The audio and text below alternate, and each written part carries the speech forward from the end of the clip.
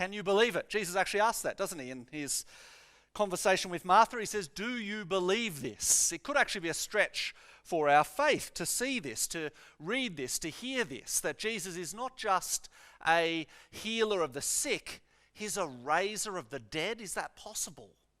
Is this a stretch for your faith tonight? It could be.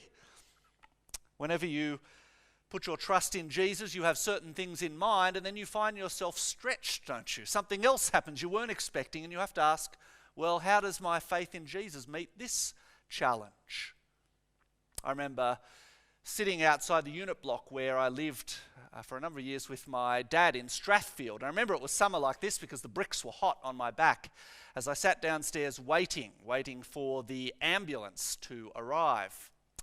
And I knew it was too late. I knew Dad was dead. But in that moment, I said to myself, well, I've been a Christian a couple of years now. What does this mean? This is a real test for my faith, a real stretch for my faith. Can I trust Jesus to make sense even of my dad dying? It was a stretch. But maybe you've been through that moment. Maybe you've had a face-to-face moment with death, a close call yourself. Perhaps you've been diagnosed with a degenerative disease that heads that direction. Perhaps you've had a family tragedy or a miscarriage. Death is always a stretch for our faith. And Jesus intentionally stretches our faith in this chapter. You realize this chapter could have been another healing.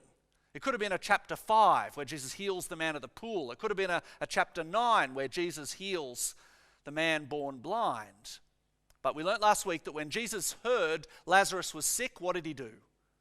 Waited 2 days. He turned a healing into a raising.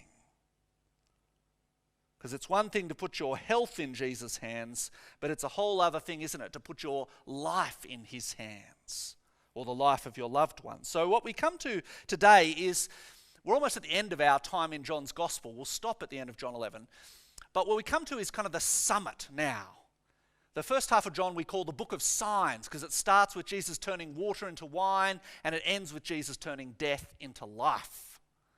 And so we find ourselves with this escalating series of signs as Jesus reveals his glory and draws out our faith.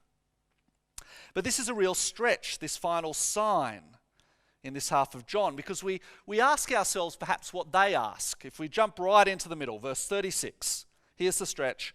Could not the one who healed the eyes of the blind have stopped this man from dying? Is that your question? If Jesus loved this man so much, and if Jesus healed so many others, why did Lazarus have to suffer and die? That's a big question. If your God is all-loving and all-powerful, why does anyone have to suffer and die?